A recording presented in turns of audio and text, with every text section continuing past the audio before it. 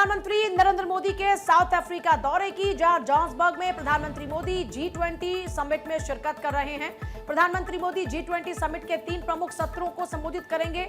G20 summit का जो पहला सत्र है समावेशी और सतत आर्थिक विकास, इस पर केंद्रित है। प्रधानमंत्री नरेंद्र मोदी जोहान्सबर्ग में G20 समिट से जुड़े कार्यक्रमों के अलावा G20 के सदस्य देशों के प्रतिनिधियों के साथ भी मुलाकात करने वाले हैं। G20 समिट के पहले सत्र में विकास को समाज के हर वर्ग तक पहुंचाने के मुद्दे पर मंथन हो रहा है। G20 समिट में दूसरा सत्र जलवायु परिवर्तन पर, आपदा जोखिम न्यूनीकरण जैसे वैश्विक चुनौतियों पर केंद्रित रहेगा और जो तीसरा सत्र है उसमें सभी के लिए निष्पक्ष और न्यायपूर्ण भविष्य जैसे मुद्दों पर चर्चा होगी। जोहान्सबर्ग में भारत की अलग अलग देशों के साथ द्विपक्षीय चर्चा भी होनी है और इसी कड़ी में प्रधानमंत्री नरेंद्र मोदी ने ऑस्ट्रेलिया के प्रधानमंत्री के साथ द्विपक्षीय बातचीत की।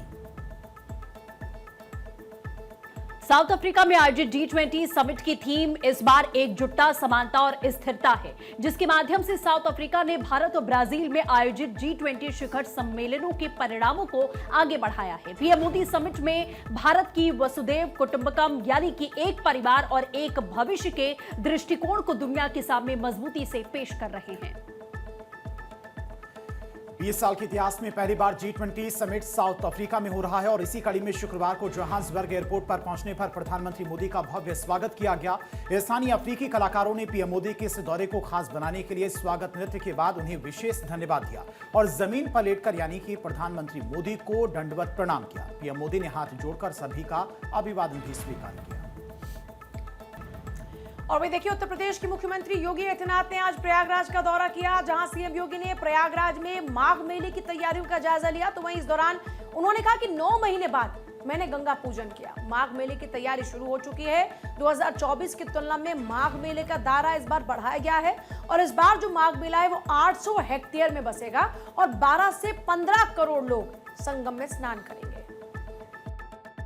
एक माह का यहाँ प्रवास करते हैं और इस एक महीने के अपने प्रवास के दौरान यहीं पे माँ गंगा के सानिध्य में उनकी साधना चलती है, कठिन तपस्या चलती है। तो यह तो रहेंगे ही, लेकिन इन मुख्य स्नान जो पर्व पड़ेंगे, इन प्रमुख तिथियों पर बड़ी संख्या में श्रद्धालु जन स्नान करने के लिए आते हैं और हमारा अनुमान है कि लगभग इस पूरे लगभग 1.5 महीने के दौरान प्रयागराज में 12 से 15 करोड़ लोग संगम पे स्नान करेंगे, जिसमें कल्पवासी भी हैं जो हर दिन अगर मिलाकर के 20 से 25 लाख हर दिन देखेंगे तो एक बड़ी संख्या वो स्वयं भी हो जाएगी। बाकी अन्य श्रद्धालु आते हैं जो प्रदेश से, देश से, अलग अलग क्षेत्रों से आएंगे और महाकुंभ के कारण काफी प्रचार प्रसार होने के कारण यह व्यवस्था की गई है। मुख्यमंत्री योगी आदित्यनाथ ने कहा कि प्रयागराज में माघ मेला में कल्पवासियों, संतों, श्रद्धालुओं को बेहतर सुविधाएं मिलेंगी, साथ ही सुरक्षा के लिहाज से भी बेहतर इंतजाम किए जाएंगे। AI कैमरे से मेला क्षेत्र की निगरानी की जाएगी, उच्च क्षमता के कैमरे लगाए जाएंगे और पहली बार माघ मेले में टेंट सिटी बसाई जाएगी और जिसमें करीब 200 कैंप होंगे। पहले सिर्फ कुंभ और महाकुंभ के दौरान ही टेंट सिटी बसाई जाती थी। साथ ही सीएम योगी आदित्यनाथ ने कहा कि माघ मेला की तैयारियां तेज हो चुकी हैं, सभी विभागों को जिम्मेदारी सौंपी गई है। सीएम योगी ने बताया कि गंगा में कटान निरोधक कार्य और जल की उपलब्धता के लिए सिंचाई विभाग को जिम्मेदारी सौंपी गई है। शुद्ध पेयजल की आपूर्ति की जिम्मेदारी जल निगम के पास रहेगी। का दायरा 800 हेक्टेयर में इस पूरे मेले को बसाने की कार्रवाई हो रही है।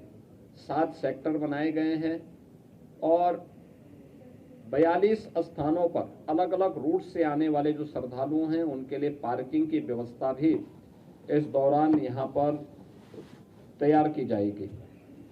उत्तर प्रदेश पुलिस के द्वारा भी मेले को सकुशल संपन्न करने के लिए पर्याप्त मात्रा में पुलिस कार्मिक यहाँ तैनात किए गए। मेला पुलिस अधीक्षक की तैनाती हो चुकी है, उनके साथ एडिशनल एसपी, सीओज, इंस्पेक्टर्स की तैनाती और अन्य पुलिस कार्मिकों की तैनाती पहले एक चरण की हो चुकी है। शेष की यहाँ पर तैनाती की प्रक्रिया चल रही है। पुलिस लाइन के निर्माण कार्य को आगे बढ़ाया जा चुका है। सीएम योगी प्रयागराज दौरे के दौरान बीजेपी विधायक हर्षवर्धन वाजपेयी के आवास पर पहुंचे, जहां पर सीएम योगी हनुमान मंदिर की प्राण प्रतिष्ठा कार्यक्रम में शामिल हुए। साथ ही सीएम योगी ने प्रयागराज में लेटे हनुमान मंदिर में हनुमान जी के दर्शन किए और पूजा अर्चना भी की। सीएम योगी ने बताया कि माघ मेले में आने वाले श्रद्धालुओं के लिए 20-20 बेड के 2 अस्पताल बनाए जा रहे हैं। साथ ही 50 एम्बुलेंस की भी तैनाती की जाएगी। और देखिए, दिल्ली में हाल ही में हुए लाल किला बम धमाके के महज 10 दिन के बाद ही राजधानी दिल्ली में एक नई गंभीर साजिश सामने आई है। दिल्ली पुलिस की क्राइम ब्रांच ने एक अंतर्राष्ट्रीय हथियार तस्करी गिरोह का पर्दाफाश किया है और बड़ी बात यह कि इसके तार पाकिस्तान के साथ, चीन के साथ और तुर्की के साथ जुड़े हुए नजर आते हैं। दरअसल दिल्ली क्राइम ब्रांच की पुलिस ने अंतर्राष्ट्रीय हथियार तस्करी करने वाले एक बड़े रैकेट का भंडाफोड़ किया है। पुलिस ने इस गिरोह से जुड़े 4 आरोपियों को भी गिरफ्तार किया है। इनके पास से भारी मात्रा में हथियार बरामद किए गए। पाकिस्तान के ड्रोन के जरिए अत्याधुनिक हथियारों को कुख्यात गैंगस्टर तक पहुंचाने की कोशिश में थे। उनको ये वेपन मुहैया कराता है और वेपन वहाँ से ड्रोन के जरिए अक्रॉस द बॉर्डर ड्रॉप किए जाते हैं।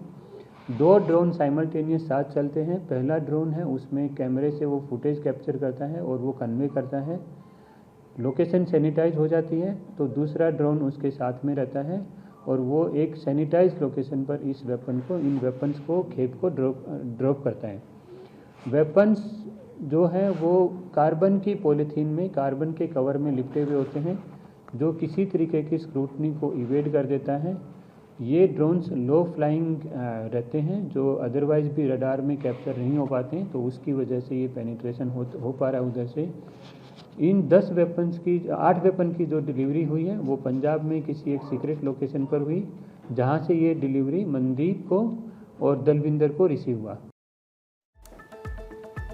पुलिस ने अब तक गिरोह के जिन 4 आरोपियों को गिरफ्तार किया है, इनकी पहचान मनदीप, दलविंदर, रोहन और अजय के रूप में की गई है। गिरफ्तार किए गए आरोपियों के कब्जे से पुलिस ने 10 सेमी ऑटोमेटिक पिस्टल्स और 92 जिंदा कारतूस जब्त किए हैं। आरोपियों के पास से बरामद की गई पिस्टल तुर्की में बनी PX 5.7 और चीन में बनी PX 3 है, जो आमतौर पर स्पेशल फोर्सेस और सुरक्षा एजेंसियों द्वारा ही इस्तेमाल की जाती है। इनसे पकड़ा गया तो इनसे बस इतना पता चला कि ये ड्रोन जो है ये रोहन नाम के आदमी ने, जो कि बागपत का पाया गया, रोहन आदमी ने इनकी वेपन की डिलीवरी के लिए एक ऑर्डर प्लेस किया था। रोहन का शायद आप लोगों को ज़्यादातर को मालूम भी होगा, ये जितेंद्र गोगी गैंग का ये एसोसिएट रहा है, जितेंद्र का एक्टिव एसोसिएट रहा है ये।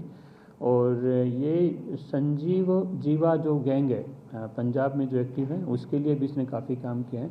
और जितने भी गैंगस्टर्स ये अपने नॉर्थ इंडिया में ऑपरेट करते हैं, गोगी गैंग हो गया, भाऊ गैंग हो गया, कपिल सांगवान गैंग हो गया, इनको ये हथियारों की सप्लाई भी करते रहे हैं।